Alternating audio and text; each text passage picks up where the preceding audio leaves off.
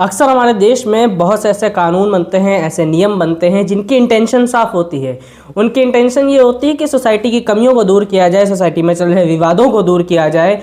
लेकिन फिर वही कानून, वही नियम में कुछ ऐसा पेच फंस जाता है कि वो खुद ही विवादों का कारण बन जाते हैं।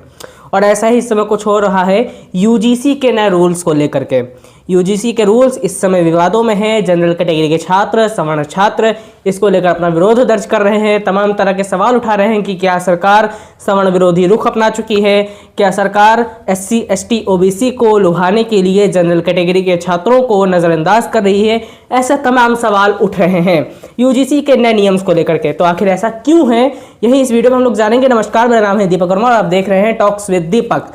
तो देखते हैं भाई, समझते हैं क्या है आखिर यूजीसी के नए नियम जिनको लेकर ये बवाल मचा हुआ है। तो भाई देखो, एक बहुत बड़ा बदलाव है यूजीसी के नियमों में, जो कि 2012 के नियमों में था पहले, उससे बहुत बड़ा बदलाव 2026 के नियमों में है।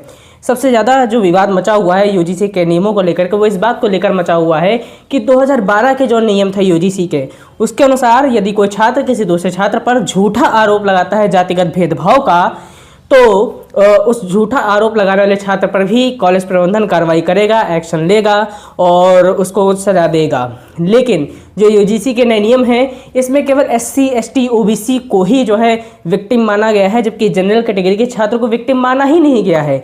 इसको लेकर के जनरल कैटेगरी के छात्र बहुत ज़्यादा आक्रोशित हैं और वो कह रहे हैं कि आखिर हमारी सुरक्षा का क्या। अगर कोई छात्र उनके ऊपर झूठा आरोप लगा देता है जातिगत भेदभाव का, तो आखिर ये रूल्स उनकी तो रक्षा करेंगे ही नहीं, क्योंकि उन्हें तो विक्टिम माना ही नहीं गया है। और ऐसे तो कई सारे झूठे आरोप लगाए जा सकते हैं जनरल कैटेगरी के छात्र पर एससी, एसटी या ओबीसी छात्रों द्वारा। तो आखिर ऐसे में उनकी रक्षा कौन करेगा। और दूसरी बात, इन नए नियमों के मुताबिक ये ऐसा कहा गया है कि जो कॉलेज हैं उनको 15 से 30 दिनों के अंदर शिकायत को रिजॉल्व करना होगा। अगर ऐसा नहीं होगा तो उन कॉलेज के फंडिंग को रोक दिया जाएगा, उनकी मान्यता को भी रद्द किया जा सकता है। तो ऐसे में संभावना प्रबल रूप से बनती है कि कॉलेज जल्द से जल्द बिना तहकीकात किए, बिना पूर्ण रूप से जाँच किए हुए मामलों को रफा दफा करने की कोशिश करे। जो शिकायत करता है उसके पक्ष में डिसीजन देने के लिए बाध्य हो जाए, या फिर कोशिश करे कि जल्दी से जल्दी चीज़ों को रफा दफा कर दिया जाए और अपने कॉलेज को बचाया जा सके। तो ऐसे में तो जो जनरल कैटेगरी का छात्र है जिसके ऊपर आरोप लगा है, अगर वो झूठा आरोप है तो निर्दोष रहेगा और तब भी उसको सज़ा काटनी पड़ेगी। तो ऐसे में तो एक निर्दोष बेकार की ही सज़ा काटेगा, जबकि हमारे देश का कानून ये कहता है कि 100 गुनहगार छूट जाए लेकिन एक बेगुनाह ना छूटे। तो ये तो बिल्कुल इसके विपरीत हो जाएगा।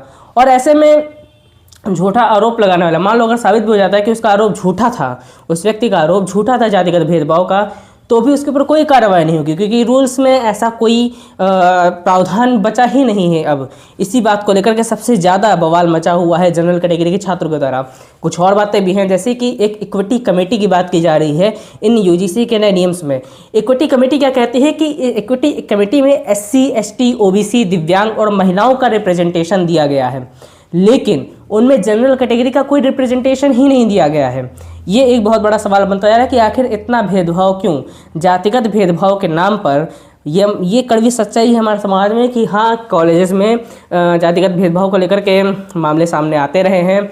जनरल कैटेगरी के, या फिर कह सकते हैं उच्च वर्ग द्वारा निम्न वर्ग को कई बार शोषित करने की कोशिश करने के मामले सामने आते रहे हैं। लेकिन ये भी सच है कि कई बार ऐसे मामले भी सामने हैं जो कि झूठे आरोपों पर बने हुए थे, मतलब उनका कोई आधार नहीं था, बस एक झूठा आरोप लगा दिया गया था।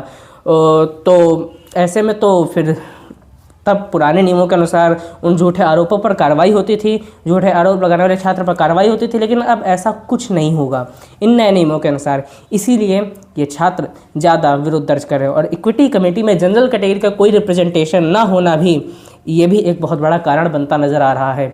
वही तीसरी बात जो निकल के सामने आ रही वो है इक्विटी स्क्वाड या फिर इक्विटी एम्बेसडर्स को लेकर के। ये इनका काम ये है कि ये कॉलेज के कैंपस में पूरी तरह से ट्रैकिंग करेंगे कि कहीं भी जातिगत भेदभाव को लेकर के कोई छिपे तौर से, दबे तौर से, यानी कि प्रत्यक्ष या अप्रत्यक्ष रूप से कोई तरह का मामला तो नहीं सामने आ रहा है। तो ऐसे में एक जो सामान्य कन्वर्सेशन की व्यवस्था है, जो कि छात्रों में अक्सर मजाक को लेकर के हल्की फुल्की बातें चला करती हैं, तो ऐसे में उस बात को भी एक बड़े डिस्क्रिमिनेशन के केस के तौर पे रिप्रेजेंट किया जा सकता है। ये भी एक बड़ा मामला निकल के सामने आ रहा है।